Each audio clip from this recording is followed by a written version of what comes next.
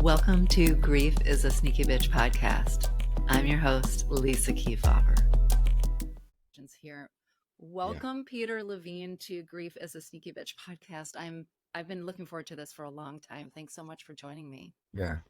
Thank you. Yeah, sure.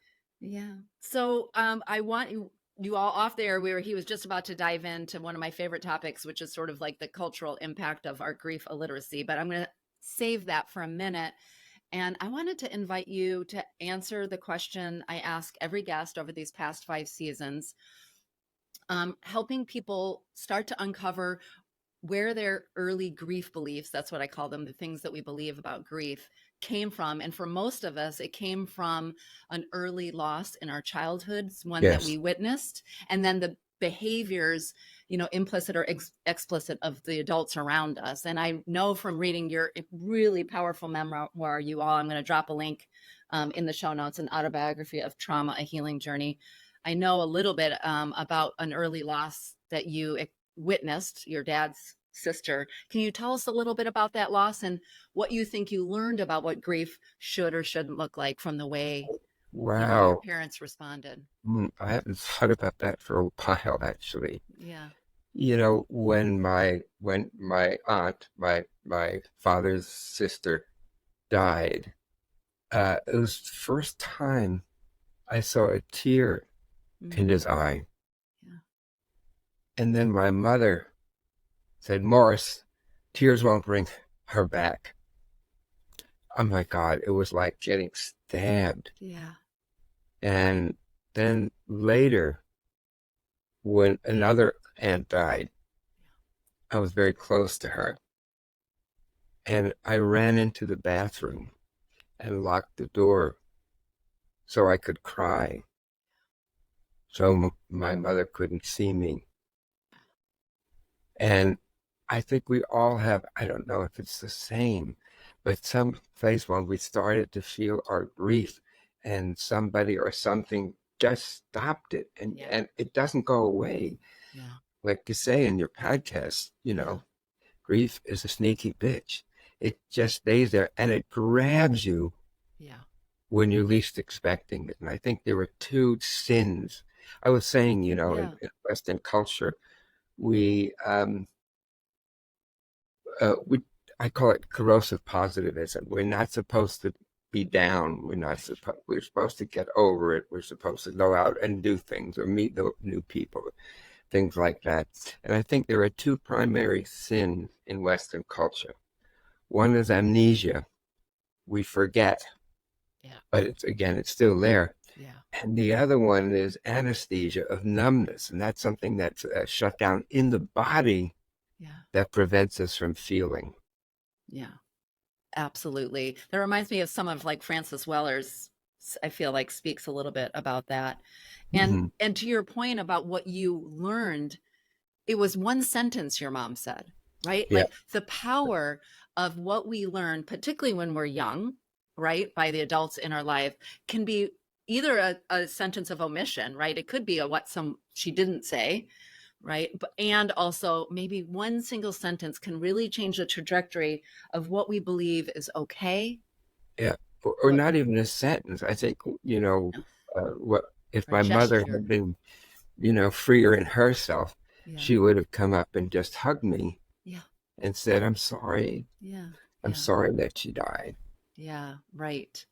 And to your point, a word, of course, but the physicality is at least equally important, at least. I would agree with that. I often say to people, because you can imagine I get this question a lot, what should I say to somebody who's grieving? Everybody wants the perfect words. And my answer is always, it's actually almost has nothing to do with the words. There's definitely some things to don't say, but it's really about the energetic capacity, the intention, the love, the space that you hold for people. That tells everything, is way more important, because you could say beautiful, loving words, but if your energy isn't there, if your intention isn't there, it's almost, it's so problematic. Yeah. And I think what happens is when somebody is in grief and they start to express the grief, it touches our unresolved grief. Exactly. And so then we put the block on them so we don't have to feel it. So Exactly. it tends to be kind of circular, I think. It's circular, and then it's intergenerational, which I want to touch And on later because I know you sure, touch on that a lot yes, too in your work. And to your point, I think often when I'm working, I was just doing a workshop with a whole group of healers at a Forum on Aging conference, and they invited me to come talk about how do we show up for other people in grief. And I spent more than half of the workshop getting people to figure out what their own grief beliefs were and getting in touch with their own grief, because I okay, do think that we can inflict harm on others if we don't make peace and learn how to care with kind of a mother's love, you know, an mm, idealized mother's love, our own grief, because otherwise we sort of, yeah, take yeah, that hardness that we have and put it on other people. that Yeah. was beautifully said. Yeah. There's another thing about grief, and this is kind of more where my work goes. Um, you know, sometimes we have grief. We've lost somebody we love, or a relationship breaks up, Yeah. or we experience an illness. Yeah. But also sometimes it comes, I mean, it always has some capacity or some of shock. Yeah. But sometimes the shock is really pre preeminent. Yeah. We come in and we see somebody we love dead. Or in many people I've worked with, they've come into a room and seen a sibling or a parent hanging. Yeah. Yeah. And that shock, it just shuts the whole body down, the whole organism down. Yeah. And so we have to work with the shock. I don't want to say first, but we need to work with the shock, Yeah. because without getting that somewhat resolved, Yeah. then it's really, really difficult to get at the grief itself. Absolutely. Absolutely. Because we are shut down. Our nervous system is protecting us. As I always say, it does a really beautiful job protecting us from processing too much too fast. And yet, which I want to talk with you about, it gets stuck, and then we can't get to the things that we need to kind of Yeah, hold space for. I want to spend, especially because you've written so many incredible books over the years, and everyone, I promise I'm going to link all of them in the show notes because thank you. you need your library. But I wanted to touch a little bit because you had the courage, it feels to me, and a generous gift to the world in a way, to write an autobiography of your own history of trauma and how you came into the work of creating Yes, somatic experiencing, which we're going to dive in today. I promise Peter's going to help us with a little 101. right. What, you shared in your book, your childhood was filled with a lot of trauma, both sort of singular incident trauma, including being raped, but also sort of that ongoing trauma, that sense of unsafety and fear as your father was under threat, your family was under threat, right, from the mafia. Yeah. What, when you look back at how did those early experiences shape you coming into this work? I mean, definitely a wounded healer myself. So many people I know, right? Exactly. It's me Chiron. search, right? Yeah, It's sort of Chiron. me search. Yeah, Chiron. yeah, yeah. So what is there something that stands out to you in that time across those traumas, across having a family? It seems to me from your story, sort of your mom even denied that things happen in your life, Sure. right? There was sort of all of those things. Looking back, there's a piece of that story that you think is important when you look back all these years Mhm. later about how you came into this work? Yeah. Well, like you said, Chiron is the wounded healer. Yeah. And when we are in some kind of a healing profession, it's pretty close to 100% that we've had some degree Yeah. of trauma. Yeah. And how do we get to that? Now, one of the things in somatic experiencing is we don't go right for the trauma. Yeah. We don't have people relive the trauma or try to change their thoughts about the trauma, but something rather different. And I'll maybe say a little bit about that. Yeah. Please. When I decided to write the book, an autobiography of trauma, I I had really planned just to to journal this in a way for uh, my own healing. Yeah. I had no idea at all to make it into a book. It was just something that I just felt that I needed to do for myself. Yeah. But one of my very, very close friends said, Peter, you really should write this as a book, because I think your healing can really help other people's healing. It's not just like a gushing memoir, but there are really kind of more specific things Yeah. that can arise. So, but I still was not convinced. And sometimes, or often, if I'm stuck in some way, I'll look to my dreams or synchronicities, so-called coincidences that might happen. Yeah. And I have the following dream. I'm standing by this open field, and I have in my hand many sheets of paper with that are typewritten. And I look to one, and then I look to the other, look to the left, look to the right. And I'm conflicted. I can't decide what to do, what I'm supposed to be doing with those pages. And in that indecision, this breeze, this wind comes from behind me and takes all of these sheets and then scatters them to the meadow to land where they may. There's your answer. That was my answer. It was very clear. It was not easy. It was not an easy task. And especially when the book first came out and when I gave some talks, related to the book, it was very hard. It was very difficult. It was very, very difficult. But what really helped me actually the first time was a few weeks ago, the evolution of psychotherapy. And that's a big thing. It has, usually 5,000 or 6,000 people. So I'm there in a pretty big audience. And the title of the talk is an autobiography of trauma healing journey. And I couldn't get the words out. I just was, Yeah.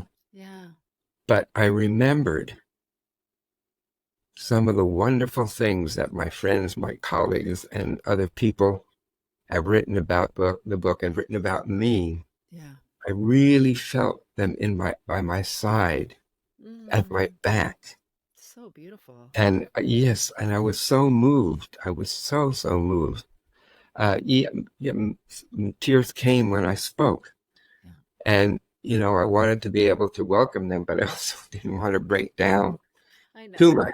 I know. But still showing up as your authentic self in that moment. Yes. Yeah. And I did. And I think each time I did that, in a way, I touched even more deeply into my grief. Yeah.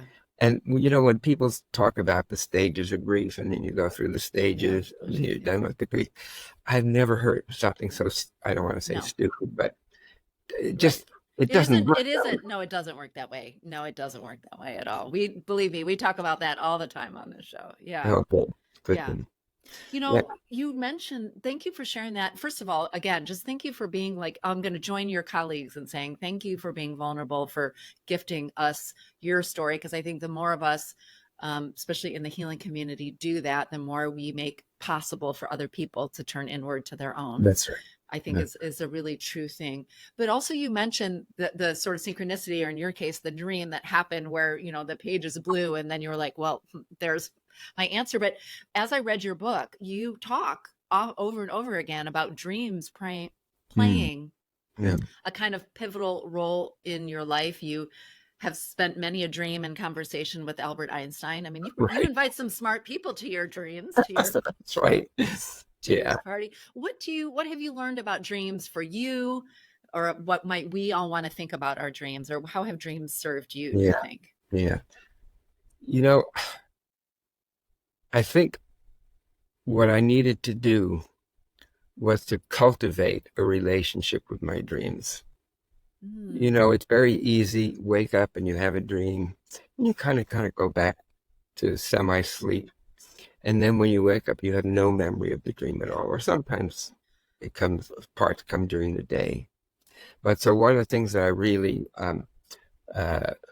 made sure that I would do is as soon as I awoke, I would write something down, maybe some key words about the dream. Yeah. And then when I would awake, I would kind of look at the dream and the different parts of the dream and see how they impacted my body, how they triggered some feelings, emotions, because all our feelings and emotions exist in the body. Yeah. It's not in the mind per se. I mean, Yeah. of course, your mind is part of it, but it's really primarily in our body.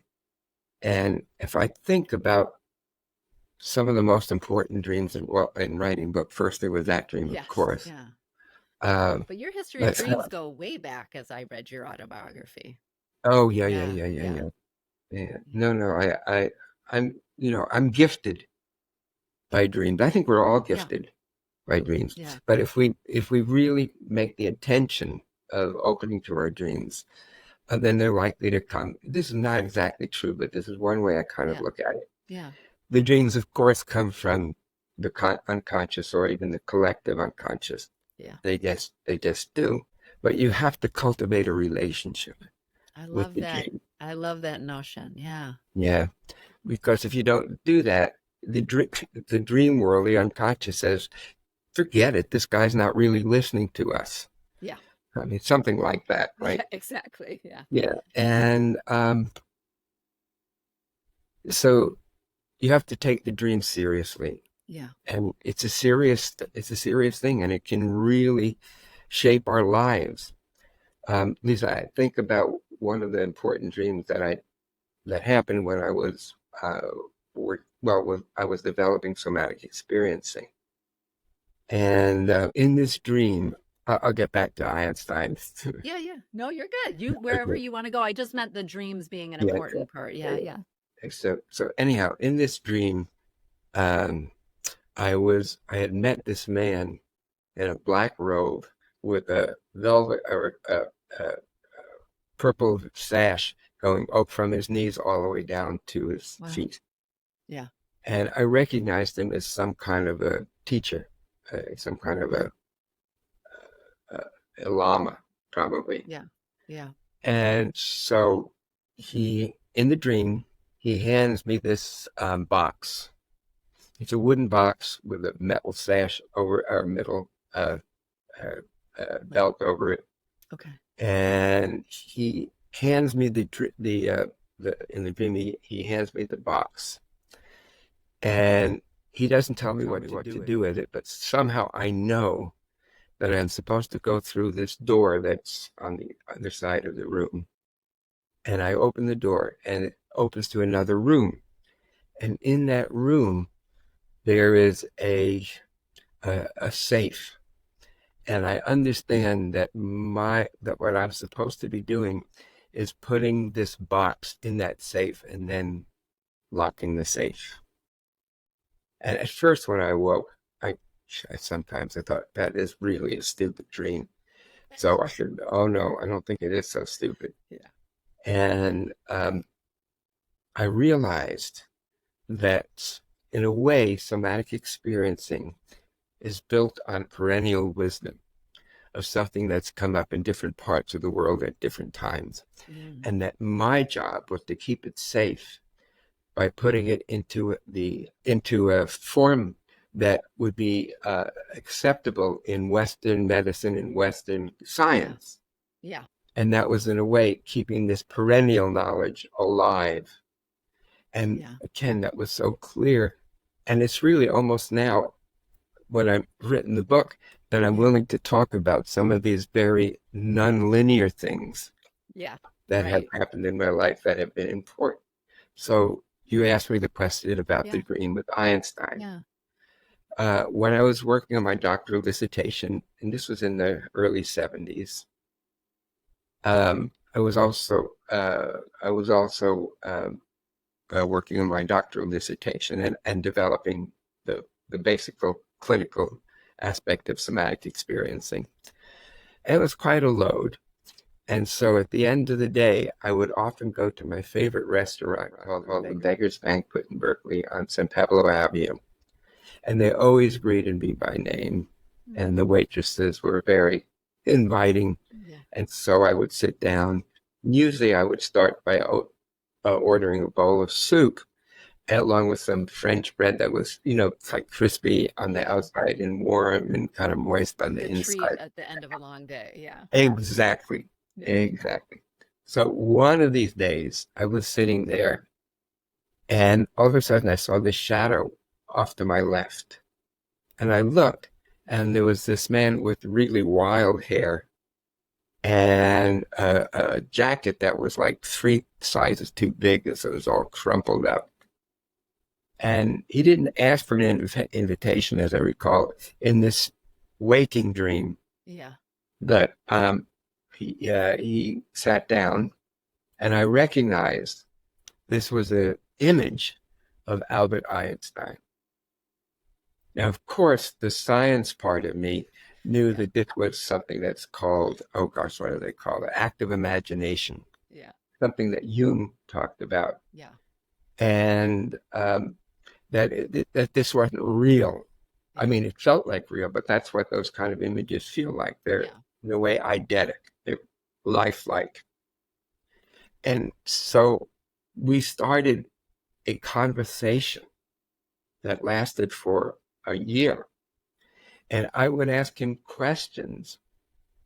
And then the great professor scientist would ask me questions about my questions, kind of like a Socratic dialogue. Yeah. And in some ways it was frustrating, but in other ways it really, really opened me up to developing this work and to developing myself. And so this again went on for a considerable amount of time. And then one unanswered question I had was I was starting to realize that many of the people that I worked with, that the traumas didn't occur in isolation. That they didn't. It wasn't things that happened to them from their parents, but rather things that happened from their parents, grandparents. Yeah. Yeah. And I was really. I mean, it didn't make sense again from a scientific point at that Right. time. At that time. Now we know we have epigenetics and all these things, And even right? more than that, Yeah. Yeah. exactly. It's really clear that these things are not that happen to us are not just from this life, Yeah. right, but go back and back and back. And so anyhow, I was asking him about that. Yeah. So in the dream within a dream, Wow. he takes me to this pond and he has a yardstick. And on the yardstick are a number of stones. So he takes the stick and then just turns the stick so all of the stones fall together into the pond. And so it ripples out in space and time. It ripples out in front, it ripples out in back, it ripples out in the side. Again, that was something, of course, that I got from Einstein, is that time is not linear. It's something very much more interesting. And like he said, there are two ways to look at the universe. One, that nothing is a miracle, and one that everything is a miracle. Yeah. And so in looking at these waves, he then showed me where they intersect. Instead of going forward, if they get stuck, then there's a distortion from that moment forward in time and back in time. Right. Yeah. And so I asked him, well, how do you work with this? And he said something about just look at these waves. And I'm afraid that I can't give you that answer. That answer you have to come to. Come on, Einstein, give me some help here, right? Yeah, exactly. But I think he honestly wasn't. I think he didn't know that answer. Yeah. But I think he realized that his understanding of space-time relativity would be a very good foundation for me. Yeah. Okay, so again, I'm a scientist. I see this as active imagination. Einstein really wasn't there. I don't think he was even alive at that point. Right. So some years ago, I was visiting my parents in New York, and I spent the day downtown going to different museums. Of course, New York is just incredible. Museums. And I came back and I rang the doorbell. And as I entered the room, I noticed there's on a shelf, there was a book by Einstein, Theory of Relativity. It's talking about synchronicities. Right. And so I told my parents, primarily my mother, what my encounters with Einstein. Yeah. And my mother stiffened and she said, Peter, I know why that happened.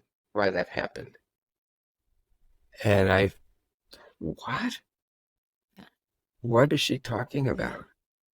And then she went on to say, when I was 8 months pregnant with you, your father and I were on a canoe out in this lake in New Jersey. And this wind squall came across and tipped the canoe. And they were unable to right the canoe. And so they certainly would have died, would have perished, and I wouldn't be here. And in that moment of life threat, this small boat came by with an old man and a young woman. And they pulled my parents and me to safety. And they introduced themselves as Albert Einstein and his stepdaughter. Exactly. I mean,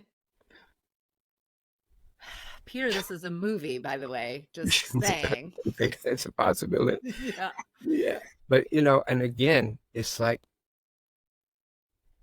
do you look at life that nothing's a miracle or that everything's a miracle? And so my mother reasoned that because he saved me, that I would be forever connected with him. Mm-hmm. And he has shown up from time to time in my healing journey. Yeah. And yeah. Powerful. So, I love that. I bet everybody listening, me included, I mean, I got it from even reading your book too, is going to have maybe, and this is an invitation to have a different relationship with your dreams, for one thing, and to be in relationship with your dreams. I like the way that you named that, and also to be maybe in this way of being in the world about everything being miraculous. I really love that. Thank you so much for guiding us through that story. That was so beautiful. Sure. You mentioned sort of here you are a scientist, you're in your graduate thesis, you're doing some work, but you're starting to have this sense, and this is in the 70s, so probably there's PTSD was maybe just not even as a diagnosis. No, it was still another 12 years. Yeah. Still another 12 years. So I'm so curious, here you are a scientist, you've experienced multiple layers of trauma already by the time in this life. And I know you had other traumatic or, incidents, including a car wreck years later. But here you've experienced all this trauma, you're studying people, you're in this field, but you're starting to develop this sense of, there's got to be a particular way to work with people who've experienced trauma. Yes. Different than, I mean, maybe at the time there was LSD, but there wasn't EMDR, certainly, right? As a trauma modality yet. Like, tell me a little bit about developing somatic experiencing and in the context of what else was even happening at that time. Right. If you can believe this, at that time, there was one book about trauma. And it was Judith Herman's Trauma and Recovery. Yeah. Okay. A very important book. Yeah. Very. Yeah. But if you can, just imagine that. And now we have entire sections of books. We have hundreds. Yeah. Or maybe thousands. Yeah. Of book about trauma. So it's in the mainstream in a way. Yeah. And I was saying, in somatic experiencing, don't take the person right into the trauma. Yeah. Because some of the things that were developed afterwards had to do with what's called prolonged exposure, where you have the person relive their trauma, supposedly emptying the swamp, draining the swamp. And maybe it can help some people, but with many people, it's quite frankly, it's just re-traumatizing. Right. Cruel, really. Yeah. Yeah. And so go back to my exploration. I started to have some disturbing body sensations and images. And so I asked one of my students, a really beautiful healer, wonderful healer, Yeah. to sit with me and to help me, guide me to work with these images and sensations. And we did. And again, in somatic experiencing, we could always find a way where the person has had an important positive experience Yeah. um, that has similar body sensations, or not similar, but body sensations that are resonant with Yes. the body sensations of the trauma. So what came up for me at first, initially, was an event that happened when I was 4 or 5 years old. It was my birthday. And in the middle of the night or early in the morning, my parents laid tracks underneath my bed, out into the room, back underneath my bed, like an oval. Yeah. And then when I woke up, the train was going around the tracks. And I jumped out of bed. I leaped out of bed. I Yeah. went right for I knew what the transformer was Yeah. because I was interested in Yeah. electric. Yeah. And I was controlling the speed and then also tooting the horn. And in that moment, I knew I was cared for. I was Mm. loved. Yeah. And even if we only have one such incident in our lives, when we have Yeah. felt cared for and loved, we will be okay. We will be able to make it. Yeah. You know, one of the things that I wrote, well, sometimes people send me books. They want me to write something in Yeah. Yeah. endorsement. So this book came and I was kind of thumbing through it. And I saw this quote, and I remember thinking, that is exactly how I see it, how I agree. Yeah.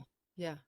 And but then I looked, and it was actually a quote from my book in an unspoken voice. You're like, no wonder I agree. I agree with myself. Yes. Yes, right. A little embarrassing. No, no, So no. anyhow, uh, the quote was, "Trauma is not so much, or it's not just what happened to us, Yeah. but rather what we hold inside in the absence of that supportive, present, empathetic other." Yeah. I'm so And glad you brought that up because it's as you said, it's so many of us get confused that it's the car wreck, it's the shooting, it's the rape, it's the something. right, And why do some people rebound differently? But you're really talking about our innate need for belonging and being held and that's right. the relational healing that has happened. Anyways, go ahead. Yeah. Yeah, because many of us were deeply traumatized, not just by events, Right. but a lack of a holding environment, Right. Lack of attachment and yeah. a lack of attachment, Yeah. or a problematic attachment. Yeah. And I definitely experienced that. Yeah. And again, that one took in a way more work than just working with the individual trauma. Yeah. And in a way, it became a life Yeah. journey. Different. I'm heterosexual. I'm blessed by having different relationship with women over the years, Yeah. where I was able to begin to heal slowly that attachment wound Yeah. as I could connect more deeply with them and more deeply with myself. Yeah. You know, do you mind if I read a little passage from your book to you? How do you Sure. feel about that? Well, because it's about, I think, but about what you were talking about and introducing the idea of somatic experiencing. It's the passage about being held by your guide as you sort of worked through that positive memory association, bodily association. And I think that might help our listeners Sure. too kind of understand what this experience. So, um, excuse me, you said, with extraordinary gentleness, my guide placed her hand on my shoulder and brought me back from the deep shock of that dissociation. I sensed the receding of that brutal violation and began to recover my sensory presence in the here and now. By the conclusion of the session, I discovered that my body could finally do what it couldn't do at the time of the rape. Sure. Indeed, one of the core principles of somatic experiencing lies in discovering new and more powerful experiences in our bodies, ones that contradict the feelings of overwhelming helplessness that are the hallmark of trauma. Wow. I didn't. Those words too. I mean, quote yourself there. But I think No that's problem. I mean, I Yeah. underlined a lot in this book, but that was one that I really grabbed too because I think it was such a beautiful gift, by the way, again, of your own vulnerability, of your own story and experience, but also helping us start to see the ways in which it's about a different way of coming to resolution around our trauma because we are stuck in that helplessness That's state. right. That's right. Right. This is your brain on grief. Oh, the places you go and the people you see and why it's exhausting. People say stupid shit. Watch out for the grief thief. Secondary losses, the sneakiest bitches of them all. The beautiful, messy, emerging you. Those are just a handful of the chapter titles for my forthcoming book, Grief is a Sneaky Bitch, an uncensored guide to navigating loss, hitting bookstores in June. But you don't have to wait until then to hear more. You can pre-order your copy of the book today at Amazon.com, bookshop.org, or barnesandnoble.com. As a special thank you for pre-ordering, I'm hosting a pre-launch party for everyone who does. It's happening on Zoom on May 22nd, which happens to be my birthday. I'll read some excerpts, answer your questions, dish about the behind the scenes of the podcast, and more. You can follow me on Instagram at Lisa Kefauver MSW, then DM me that you pre-ordered the book, and I'll share the party invite link with you.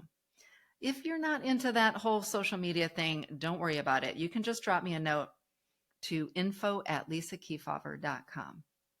Hey, and I'm also starting to schedule book tour appearances across the country, starting with my book launch on June 4th at Warwick's Bookstore here in San Diego. If you're in the area, I'd love to meet you. But don't worry, if you don't live near here, I plan to hit the road and I'll have dates for you soon. I'm going to be showing up in places like LA, Seattle, Portland, New York, Boston, DC, Chicago, and of course my hometown, Ann Arbor, Michigan. Go Blue.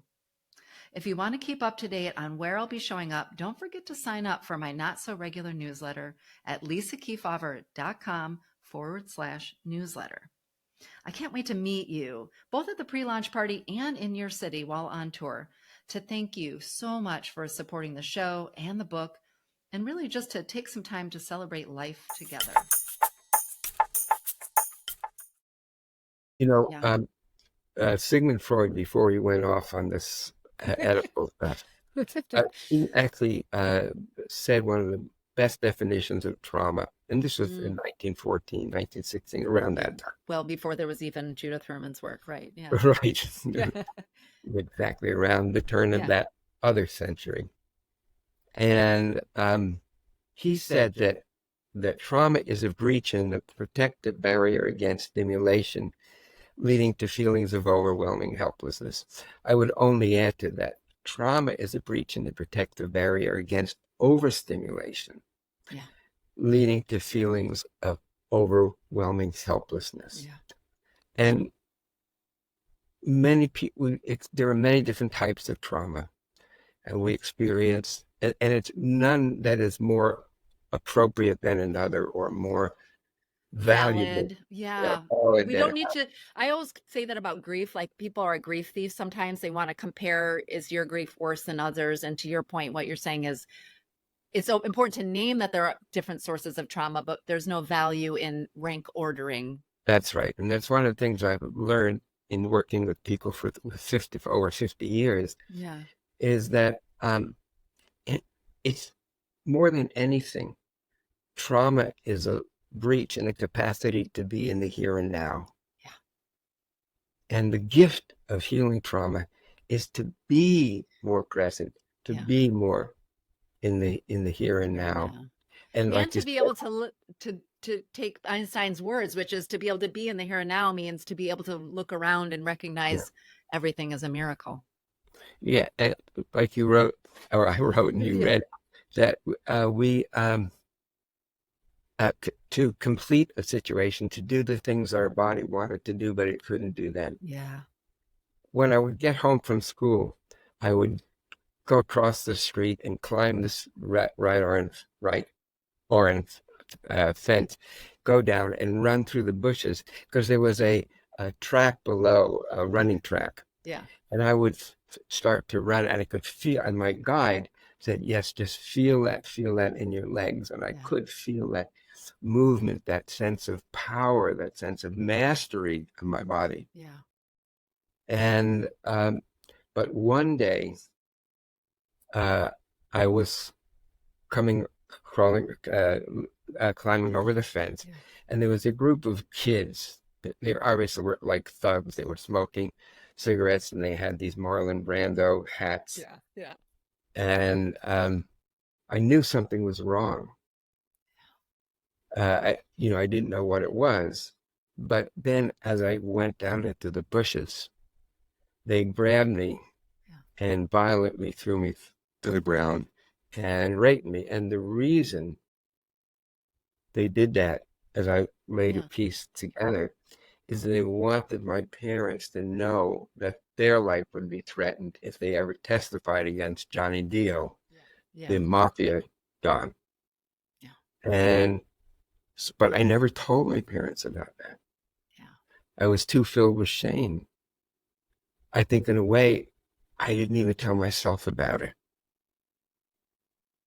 until I really was able to work through that and return to the power in my legs, and of course I couldn't get rid of these. I couldn't push these people away.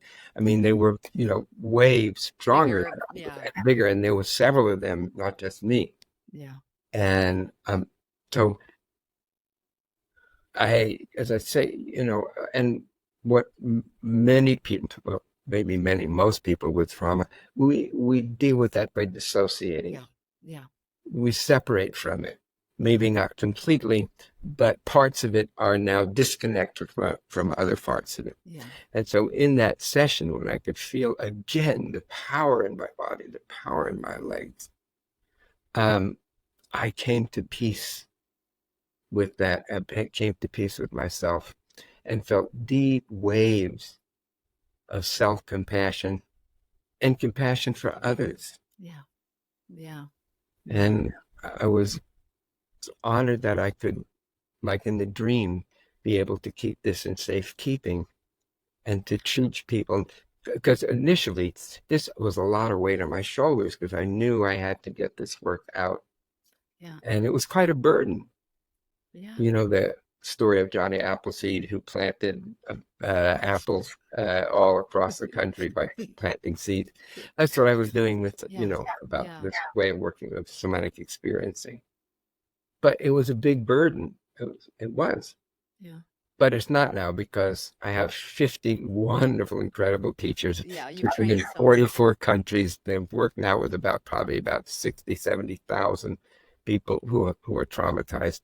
Yeah. So to the question, Yeah. have I done enough? I've been able to say affirmatively, yes, Yeah. I have done enough. The other question, am I enough? That was a work in progress. And that also had to do with deepening my processing of grief. Yeah.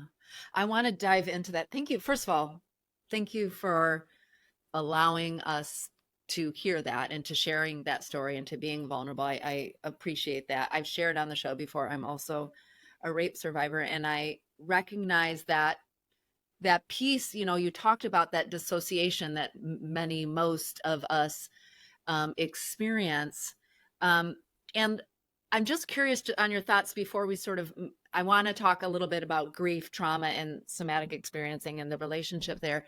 But to those of us listening who've also maybe haven't named dissociation for ourselves, but are maybe coming to recognize that we've been living dissociated, I often say, like the word stress, I think dissociation gets a bad rap, Yeah, right? Like we sure. dissociate, thank goodness, because Uh, how could we possibly no, process our utter helplessness? yeah, And we just can't live in the dissociation, that's right? right. Yeah. Yeah. I mean, we would have been destroyed. Yeah. We would have been annihilated because Yeah. we don't have that capacity when we're children to Yeah. process that. No. I mean, rarely, a child can be guided to this, but it's quite rare. And and dissociation gives us enough distance to survive, and then to visit that dissociation when we have greater capacity, when we're feeling more support and more guidance. A safe container, right? A For safe enough container, right? It's again that empathetic, that present empathetic other yeah. would really holding us. Yeah. Yeah. And yeah. So just like I appreciate that, and just like trauma has all these different sources, we have different kinds of trauma. That my work really is about expanding what we know to be the sources of our grief, and also what grief actually is, which has an Yeah. emotional, physical, cognitive, relational, spiritual impact, not Yep. just All of feeling that. sad, right? It's a Sure. 360. So in my mind, trauma, not all grief is traumatic, but all trauma includes grief, right? Absolutely, because Okay. something was lost. Exactly. Something Safety, was lost. identity. Yeah. Okay. Yeah. Yeah. And when we lose something, and there are so many different kinds of losses. Yeah. I mean, you lost your husband. Yeah. Exactly. And then you had cancer. And then I had cancer. So I've lost the sense of myself this year. I've lost a friend. I've lost others, right? Yes. Yeah. Exactly. And we have. I Yeah. mean, at my age now, some of my friends have died. Yeah. And Yeah. I still have tears. I'm going up to LA to get a flight. I'm doing a retreat in Costa Rica. Oh. And usually when I would go to LA, it was to visit my dear friend Butch. And I was expecting to see him, Wednesday. Yeah. And I realized I wouldn't. I would never see him again, though I hold him in my heart. We're holding him too. Yeah. Yeah. Yeah. And the other thing is when I was able to return to that 18-month-old child who, even though had experienced trauma, still in some way was whole, alive, was vital. Yeah. And actually, I said, yeah, I can just show you this picture. Yeah. This, I hope I have. I think I saw that of little you. Yep. Yeah. These are also some of the people who have greatly influenced my work. Is this you? Yes. Oh, there you go. You have. Oh, you all watching on YouTube. Yeah. Yeah. Yeah. And in the last chapter is called Living My Dying. Yeah. And it's really just reconnecting with this wonderful, vibrant, alive child who's still there. And to be touched again by him in a way was the conclusion of the book for now. For now, right. That's just this chapter of this book. Yeah. So I think a lot about, as I've learned a little bit out of your work, of course, I followed your work for years. But even just reading this book, thinking about, back to your sort of problematic with our myth of like, we're going to move through 5 stages or we're just going to heal and we're going to be done, versus life being a sort of never ending, healing process, is that to move inward through this process of somatic experiencing, or any healing modality that folks listening are going through, is to actually unpack layers of other losses that may be what we call secondary losses to the primary losses. And so sometimes people get confused that it's making us worse, because now all of a sudden we're, sort of opening the Pandora's box. Yes. Right, of all of our losses. But yeah, this is something I want to say, which is also a principle of somatic experiencing. Yeah. When we work with people, again, we just work with one small amount of a sensation or an image at a time. Yeah. I call that titration. Actually, I just realized this summer I'll be doing one of my classes in Germany, and I think the name of the class is Grief, Joy, and Embracing the True Self. I love that. Well, I'm going to check into that. But you just brought up something really important there, which I think is one of the many things that I love about somatic experiencing, this way of healing trauma that you've created, are these concepts of titration and pendulation. So that which I'd love for you to tell us a little bit about, because I think even if somebody listening isn't working with a somatic experience trained therapist, it's a concept that when I first learned about it years ago, really helped me think about how I was going to work with my grief. And, so can you tell us a little bit about titration and pendulation? Yeah. Actually, I hope I have it. Yes, I have 2, titration and pendulum. Do you have your famous slinky? I do.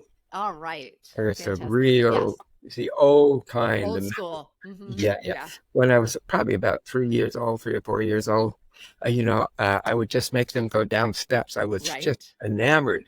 Right. Yeah. It was a miracle. Rightly so. It is a pretty And it cool was. toy. Yeah. So what happens is when we are threatened, Yeah. we mobilize a tremendous amount of energy, Yeah. life-preserving energy. And so this energy is released. Yeah. And if we were to go back all at once, this what happens if, again, if we, for example, look at an animal that's a prey animal, that it's like maybe threatened, many times in a day, and if they're not eaten, they're not going to, the most of the time, they're not going to develop symptoms like human PTSD. In the laboratory, you can do that, but in the In natural nature, it's environment, not. Yeah. wild animals, yeah. So again, if they're threatened, they're going to usually run and to escape or fight. So if they're running, all of this energy is being expended. Yes. And then if they're brought down, all that energy gets locked in. With a wild animal, when the coast is clear, they'll very often come back, and that energy will continue to run, to escape, and this time to successfully. Sort of completion, to The successful completion. completion of that Exactly. energy exertion. Okay. Yeah. When people are prematurely exposed to that, there can be an explosion of energy, Yeah. and often the person is overwhelmed. And again, that's what trauma is. It's about being overwhelmed. Yeah. So the idea is to just gently touch into a sensation or a feeling, and then let it come to equilibrium. I don't know how do you Yes. Yeah. see it. Yes. And then again, releasing a little bit more, and then coming to equilibrium, and then releasing more until As all of opposed to having that sort of wild chaotic release, which many of us have experienced either as a trauma survivor or if we've been in relationship with a trauma survivor, that looks like explosive, over outsized reactions, Yes, that's anger right. outbursts. Yeah. Yeah, exactly. Yeah. Rage. Rage is a big one. Yeah. So you're Yeah, talking about titrating as just helping people gently in a safe container be a little bit at a time, that's right. A little bit gradual, at a time, because before it was too much, too too soon. soon. So the other important component of somatic experiencing is what I call pendulation. Yeah. So when a person first touches into these sensations, which they've been alienated or dissociated from, they'll feel a contraction. And again, we probably are going to be avoiding that. So the person has to be guided that, yes, there is a contraction, but every contraction is followed by an expansion, and every expansion by another contraction, and another expansion, and another contraction, and another expansion. Again, what I call pendulation. Yeah. And if maybe, 100 years from now, probably the only thing I'll be known for is the word pendulation. Pendulation. And you're Slinky and maybe Albert Einstein, right? Yeah. No. Maybe so. Maybe. Actually, But one of my colleagues was very upset that I wrote that section about Einstein because I think he thought it was very unprofessional. yeah, well, But my commitment to myself was to follow my truth true, wherever it would lead. Again, that's when I was just doing it for myself, yeah. but I carried that on to the book itself. Which is so important. I say that over and over again on the show, and I have guests, and why I even share my own stories, parts of my own story sometimes, is if we don't see it out there, because somebody else didn't have an Albert Einstein conversation probably, but they had some other thing that was resonant to that. And if we don't hear the people that we respect also sharing their experiences of our lived experience, then we turn inward with that self-hatred or that denial in a way. So I'm glad you ignored your colleague out there, and I'm glad you brought that story forward. Yeah. I know it's, yes, I think titration and pendulation will be And important. by the way, similar thing with grief. Yeah. People have, again, this fear of grief. Yes, exactly. And in a way, it's not unfounded. Yeah, it's hard. It's hard. And I think it's critical. I mean, one of the things I suggest, you probably have, come to this yourself, is, to take time, if the grief is there, to take time to be with the grief, Yeah, exactly. but also to take time to not be with the grief. Yes, you To have be to take a doing something, vacation from it too. yeah, a distraction, a vacation, Yeah. to do other things. I think it's important because, again, the key in, we can't use the word resolving because it just No, makes no sense at all. it's the But the key ing. in We're always in. embracing Yeah, or grief is to just do, again, a little bit at a time and pendulate with it. yeah. Go into the grief, come out from the Grief. grief. Yeah, Go into the grief, come out of the grief. yeah, So yeah. I think that's so important. Otherwise, we may just become phobic of our grief, and Right. that's not going to be helpful. Exactly. I'm so glad you brought that up. And yes, that is definitely something that I talk about often. And I think, our eschewing of the grief, our compressing it that we do individually, but that we've learned to do Yeah, culturally because yeah, it's all part and parcel, is what makes the hard work of grief harder. Right. yeah, That's the unnecessary, grief is hard. And then there's this layer of unnecessary suffering. And I think that's in part yeah. because of the ways in which we've sort of demonized or eschewed or put in a closet this idea of grief. And so, We to your point, compartmentalize. and compartmentalize it as if we can somehow compartmentalize, Right. right, our lived experience. We like to think we can. Well, again, that's another aspect of dissociation. Exactly, exactly. And so, yes, I agree. It's for those of us listening, whether our grief had a trauma component or not, this wisdom of titration and pendulation is so important so that we can withstand the discomfort and learn to be with discomfort, because life is that. But the more we do that, the more we return to our sense of our own power, our own agency, our own capacity. Right. And Yeah. we know that we can move through hard things. And the more we do that, the more we're capable of doing that. Yes. Yes. It's a cyclical. Yeah. Yeah. I appreciate that so much. I cannot believe already basically an hour has gone by, but I wanted to just close our conversation with not in that toxic positivity, or what did you call it? Positive. Erosive positivity. Positivity. And a conversation I've been having with a lot of folks in this space lately is when we are working in our healing, ing, right? We're not at the ED, but when we're moving with our healing, healing ourselves, I believe I've experienced, all the folks I've worked with over years experiences, that you can unlock a kind of capacity for, as Dr. Keltner calls it, awe or wonder or joy or creativity. Can you tell me a little bit about what you're learning personally, or what you've learned in your work around the sort of access to joy, life purpose, creativity? What do we need to know? I think it was Jung who said, "Erase your grief, for then your soul will grow." And I think almost all of the great pioneers have something to say about grief. Yeah. Yes. It's part of the human condition. I wrote somewhere, the courage to love that which death will claim for her own. Yeah. Right. And I think to love takes courage. It does, because 100% of us will lose someone, and 100% of us will die. And it takes courage to embrace love, embrace joy, and embrace the lightness of life, the serendipity of life. Yeah. The ups and downs. The ups and downs of life. Yeah. I say all the time, we want to have our emotions and our experiences a la carte. I'll take the good things. Right. The happy. Not like water faucet. You can't put one on and one off, Yeah. Yeah, either you're not feeling or you're feeling. Exactly. Either you're numb or you're feeling.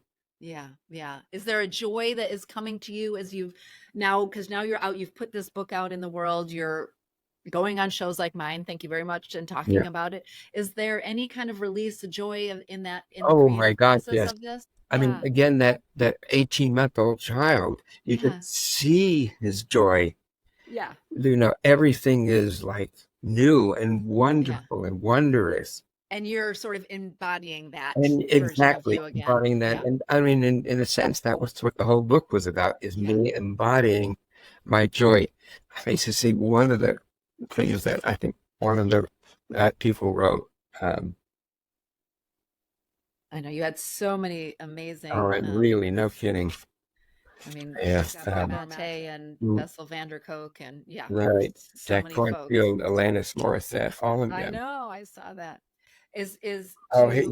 He wrote. Yeah, this is from Zavor, who's a really good friend of mine. Another Hungarian. Another Hungarian, exactly. Another Hungarian. I need to have him on my show. Yeah. No, he's wonderful. Big heart, very heartful. Yes. Yeah. Okay. Valedictory Ode to Humanity, penned by one of the seminal trauma pioneers and master healers of the past half century. This book is the account of a remarkable soul journey from searing pain to joy, from self-hatred to self-love. Yeah, I agree. Every page is infused with poetic, so forth and so on. Yeah. Well, I agree with Gabor. Cheers to the fellow Hungarians in the room. Yeah. Peter Levine, thank you so much for joining me today on Grief as a Sneaky Bitch. This is, I hope, maybe the first of many conversations, but this was such a delight. And thanks for sharing your story with us and with the world. And everybody, check out the show notes and get yourself his library. Thank you so much. Sure. Hey, I have a question for you. You did a really great interview. I'm wondering if it's possible to watch it. I'm just thinking, when I teach that class, maybe to have them watch it. Yeah, for sure. Yeah. Thanks for watching another episode of Grief is a Sneaky Bitch podcast. I'm your host, Lisa Kiefhofer. And don't forget, if you love the show, make sure you subscribe, hit the like button, and leave a comment. Share something that you learned from our conversation today.